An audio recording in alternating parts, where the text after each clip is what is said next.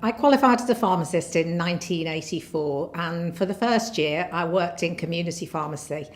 I realised very quickly that wasn't for me, so I started a career in hospital pharmacy, starting at Alderhay Hospital in Liverpool. It was a great experience, thoroughly enjoyed it, and I really loved being in a clinical environment.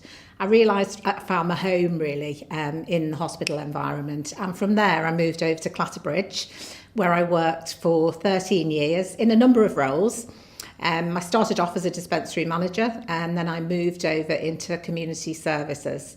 For the bulk of my time at Clatterbridge, I worked with elderly care. I worked on elderly care wards. I was a nursing home inspector, and I also provided a service to the local clinics in the area.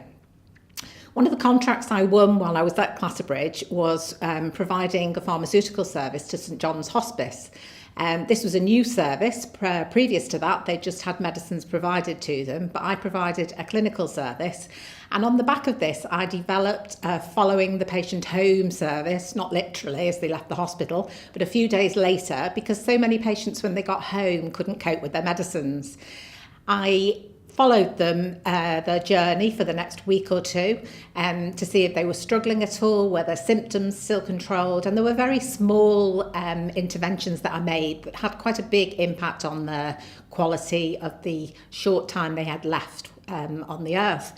So on the back of this, I put in for a pharmaceutical care award and was fortunate to win in 1996, and I think that's probably the only pharmacy award I've ever won, but I'm very proud of it. After finishing at Clatterbridge, I moved over to Liverpool, back to Liverpool to my roots, and started working in the medicines management team, so still within the NHS. And I spent a really happy 13 years in primary care, working with lots of GP practices, and again, being the clinical lead for elderly people, which has always been an interest of mine. It was a great experience.